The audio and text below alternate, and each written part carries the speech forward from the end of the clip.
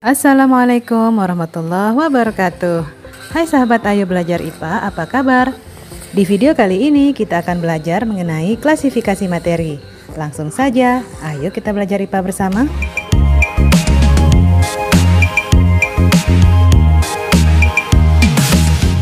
Sebelum masuk ke klasifikasi atau pengelompokan materi, kalian perlu tahu dong apa itu materi. Nah, materi adalah sesuatu yang mempunyai massa dan dapat menempati sebuah ruang. Berdasarkan wujudnya, materi dapat dikelompokkan menjadi zat padat, zat cair, dan zat gas. Zat padat mempunyai bentuk dan volume tertentu. Jarak antar partikel zat padat sangat rapat. Partikel-partikelnya tidak dapat bergerak bebas. Contohnya adalah logam, meja, tembok, dan lain-lain. Sementara itu, zat cair mempunyai volume tertentu, tetapi tidak mempunyai bentuk yang tetap, bergantung pada media yang digunakan. Jarak antar partikel zat cair lebih renggang, dan partikel-partikelnya dapat bergerak bebas namun terbatas. Contohnya adalah air, minyak goreng, bensin, dan lain-lain. Sedangkan zat gas tidak mempunyai volume dan bentuk yang tertentu. Jarak antar partikel gas sangat renggang. Partikel-partikel gas dapat bergerak sangat bebas. Contohnya adalah udara, asap, uap air, dan lain-lain. Berdasarkan komposisinya, materi yang ada di alam diklasifikasikan menjadi zat tunggal dan campuran. Zat tunggal terdiri dari unsur dan senyawa, sedangkan campuran terdiri dari campuran homogen dan campuran heterogen. Campuran heterogen terdiri dari koloid dan suspensi. Kita bahas satu persatu ya. Zat tunggal. Sesuai namanya, zat tunggal adalah suatu materi yang terdiri atas satu zat saja. Zat tunggal terdiri dari unsur dan senyawa. Unsur merupakan zat tunggal yang tidak dapat dibagi lagi menjadi bagian yang lebih sederhana dengan proses kimia biasa. Unsur akan tetap mempertahankan karakteristik asli dari unsur tersebut.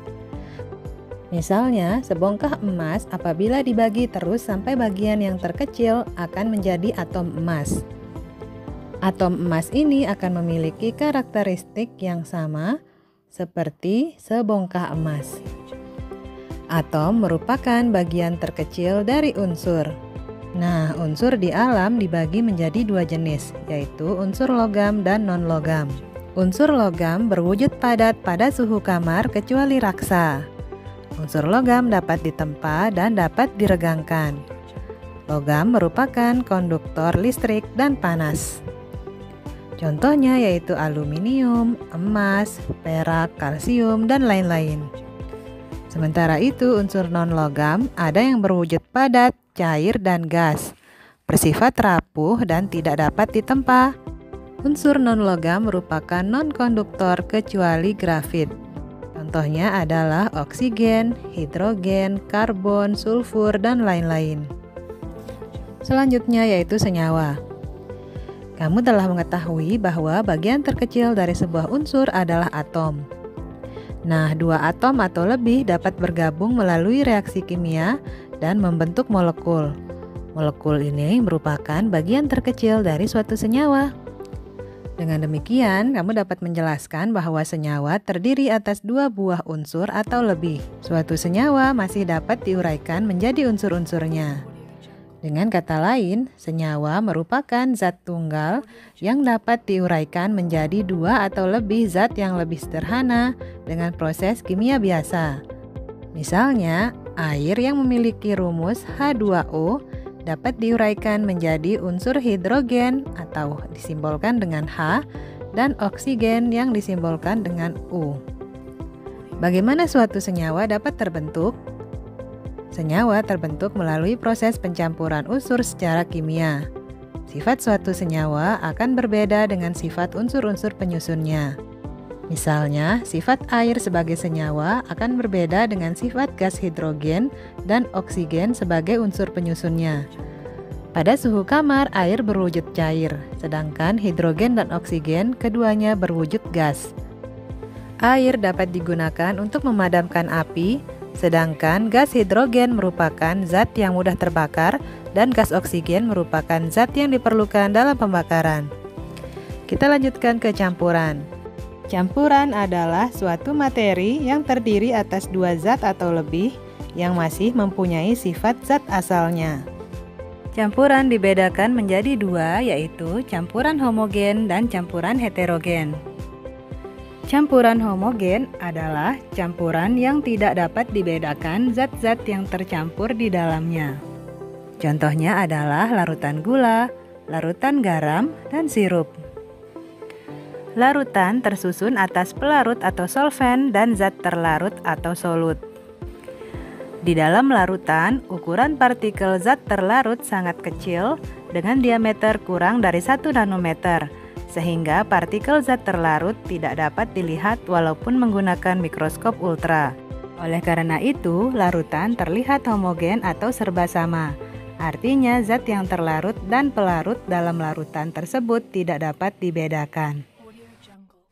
Sementara itu, campuran heterogen merupakan campuran yang zat penyusunnya tersusun secara tidak sempurna. Campuran heterogen tersusun atas zat tunggal yang dapat dilihat secara fisik dan dapat dibedakan. Nah, campuran heterogen dapat dibagi menjadi dua, yaitu suspensi dan koloid. Suspensi memiliki dimensi lebih dari 100 nanometer. Mengendap, memisah jika didiamkan, dapat dilihat dengan mikroskop biasa dan dapat disaring dengan saringan biasa. Contoh suspensi dalam kehidupan sehari-hari adalah kopi dengan air, minyak dengan air keruh, dan air kapur. Sementara itu, koloid memiliki dimensi antara 1 nanometer sampai 100 nanometer. Tersebar merata, tidak memisah jika didiamkan, dapat dilihat dengan mikroskop ultra, dan tidak dapat disaring. Contoh koloid dalam kehidupan sehari-hari adalah asap, debu, udara, susu, kabut, dan agar-agar. Nah, itu dia penjelasan singkat mengenai klasifikasi materi. Semoga dapat dipahami ya. Cukup sekian dulu video pembelajaran kita kali ini. Selamat beraktivitas, jangan lupa untuk tetap mematuhi protokol kesehatan. Sampai jumpa lagi. Wassalamualaikum warahmatullahi wabarakatuh.